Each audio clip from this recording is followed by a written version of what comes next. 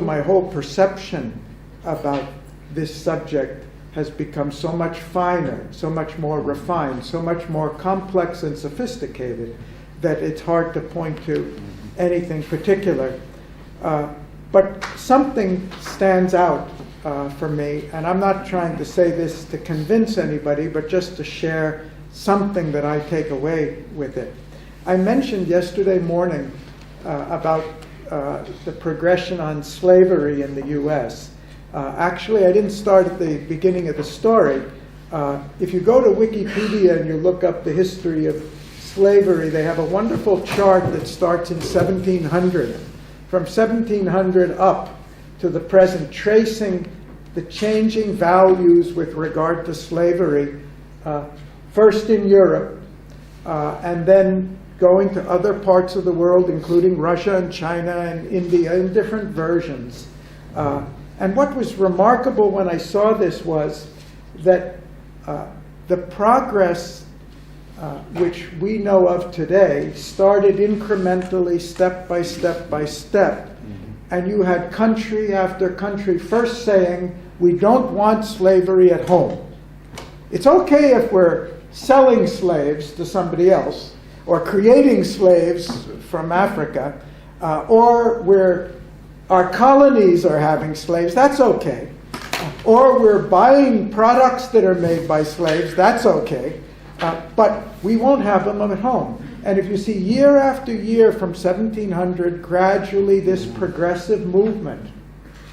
And then by the time the US Constitution in 1789, we had maybe 2/3 of the colony. There were only 13 colonies, so maybe there were 7 or 8 of them who said it was already illegal to have slaves in the northern states.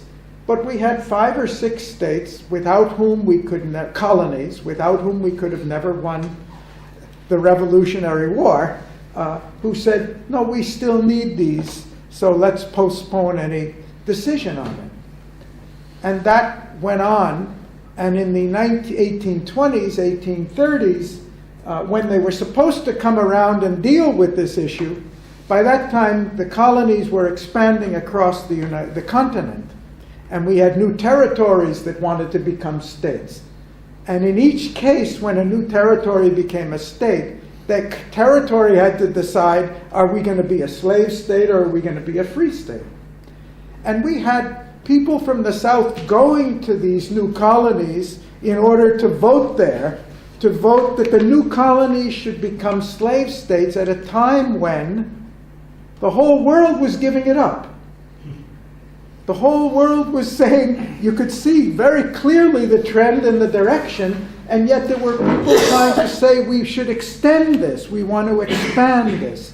And we finally had to fight a war that came very close to destroying the nascent confederation of states permanently. It became really close, and interestingly enough, and maybe I mentioned it already, but European states that had banned slavery at home, that had even banned the slave trade before 1850, 1860, still allowed slavery in their colonies, or if they banned it in their colonies, they were still willing to buy and support the South because they got cheap cotton and tobacco because it was made by slaves. So we're a work in progress. And to know how long we had to go through that process and what's true for the slavery, certainly true for women's rights and other democratic human rights. The thing that I got more clearly out of this meeting, I became more aware than I was. I knew the idea before, but much more aware of how much uncertainty we are in right now, how much anxiety it has generated, how much questioning we have because of the complexity of life, and how that's shaking the fabric of so much of what we believed, we thought was clear before, And especially after the end of the Cold War, suddenly clarity came, we thought. Now we've all seen the light and we know where we're going, and now we really wonder which way we're going. But I'm left, in spite of all that, with a deeper conviction than even when I came here of what that inevitable direction is. We are definitely in a period of great turmoil, and it's not only true of slavery and women's rights. World War I and World War II were fought because there were nations in Europe that were thinking we need to also be colonial powers at a time when the colonial powers were just on the verge of dissolution. When the British Empire, the French Empire, the Dutch Empire were just on the verge of going to be dissolved. On the verge means in 20 years they would be over. When we thought we were at the peak of the age of empire, it was just on the way out. And how difficult it is to see what's coming around the corner. And when I landed in Moscow the first time in August of 1989, wanting to think about how our mission at that time was, could we propose to the superpowers a 5% reduction in world military spending? Mm-hmm. And in 2 years it was down by 33%.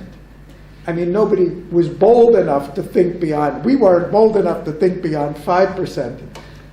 And I remember Alexander telling us a few years ago at a meeting we had here on leadership, one of our 9 programs, when he told us the story, and if I have it wrong, he'll correct me, but sometime in the fall of '89, whether it was September or October, I'm not clear, when he said that Chancellor Kohl and President Gorbachev were talking about the future of Germany, and they said, they both agreed that German reunification was inevitable, but they also both agreed that it probably couldn't happen for 20 or 30 years. And yet within 2 years it was an absolute fact. I kind of have that feeling now. It's not something I can, of course, prove, but I think we are this kind of thinking, this kind of sophisticated thinking that doesn't come up with a simplistic diagnosis or a simplistic set of solutions is really a necessary step, and I hope that we can take it forward and help that process, even if we only go 5% of the way in giving it a push.